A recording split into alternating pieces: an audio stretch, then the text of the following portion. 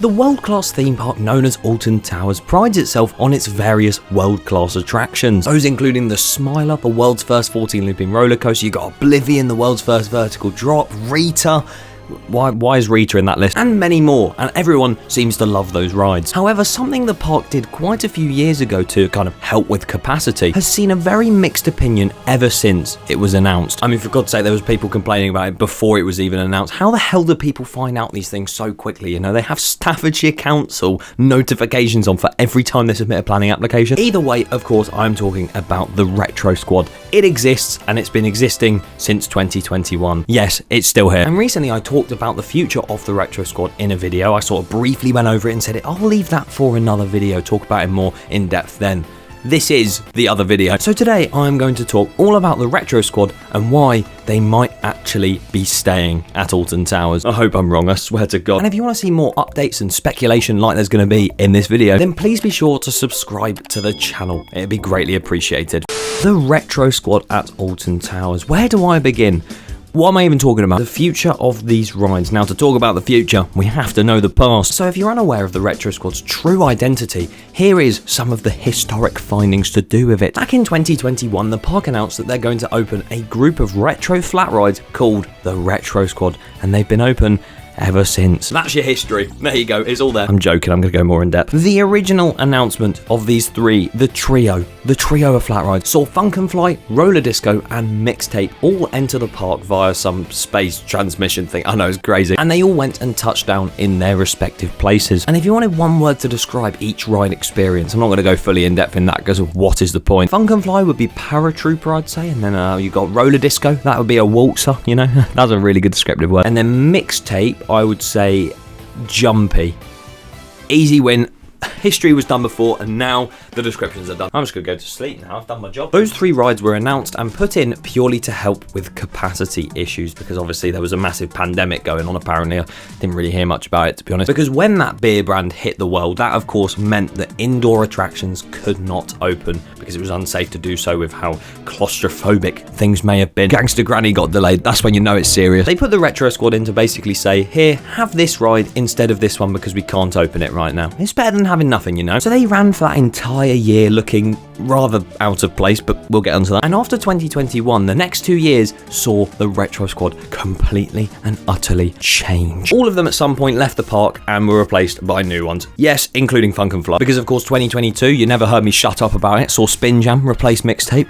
Yay. And that year also saw Funk and Fly get completely overhauled, as I just think they brought in a different version of it, a newer one, because this time it is now purple, not pink. So yeah, I don't really know why they did that, but you know, colour change might be a retrack on the way. And of course, how could I forget about Roller Disco? Because at the end of 2022, we saw the end of Disco Roller. Because the year after, we went to that area and we thought, let me go and ride this ride or see what's replaced it.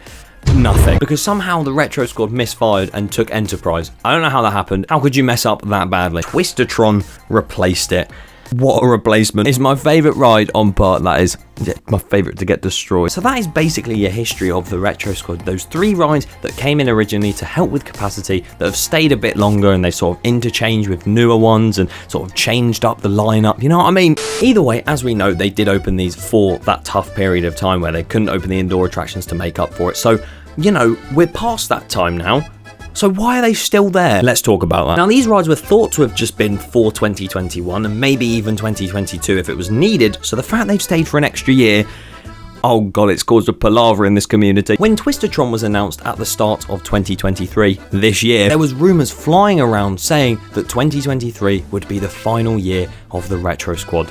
This year, as it was shown in the video, there's some like objective that this Twistatron ride has that has to be evil and destroy the Retrosquad. Which, hang on a minute, talking about the trailers, you got to say, love or hate the Retrosquad, how the hell have Alton Towers done such a good job in promoting and marketing a bloody set of funfair rides? You know what, fair play. Fair play, Alton Towers. It's just insane. So from the little hints and Easter eggs we got in that video, it appears that it could be the end of the line for the Retrosquad. So will it be? We've literally said they'll leave the park in 2021 and then they didn't, and then we said they'd leave in 2022 and then they didn't, and now we're saying it in 2023.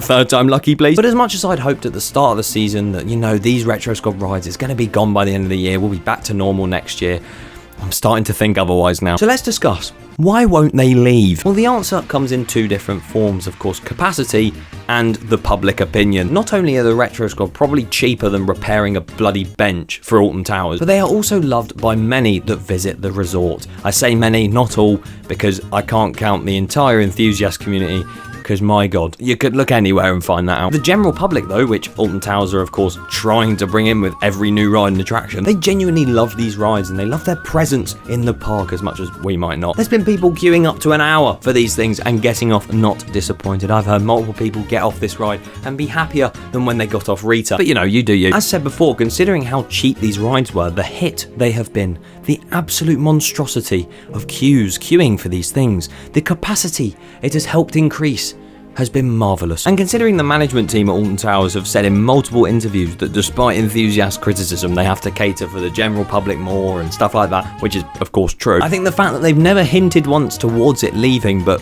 very much said that it's more so staying, I think that says it's going to stay. But they have mentioned before that they would like them to be permanent, so let's talk a bit about that, because as much as they say that these are temporary, I cannot see these things now leaving before Project Horizon opens. They've got the huge project with Nemesis to be done, which is going to cost a lot. Hex and the Skyride both need to be reopened, and then on top of that they're building Project Horizon, so I just don't think there's any money left for them to actually invest in permanent flat rides instead of these ones. Unless I'm completely wrong and they do actually splash loads of cash and just start buying permanent flat rides, please.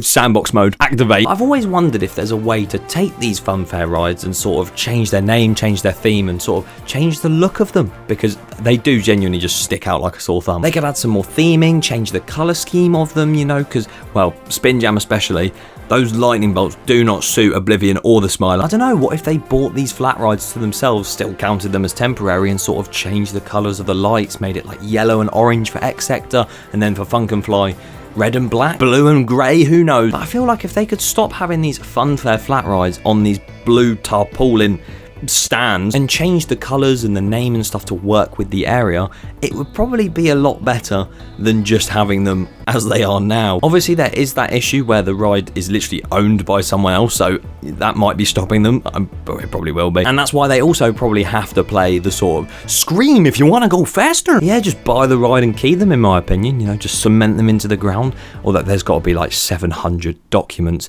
in planning applications that comes with that, so maybe it's best to keep them temporary. I don't mind them too much. I understand why they did them in the first place, and I sort of understand why they're here now because of capacity, obviously. I get that the general public love it and all that kind of stuff, but at the end of the day, it's a world-class theme park and there's funfair flat rides going around playing. Yeah, it's not great. I hope they sort it soon. What are your thoughts on the Retrosquad, and do you reckon they will stay forever and ever? Leave it in the comments below and subscribe. Good night.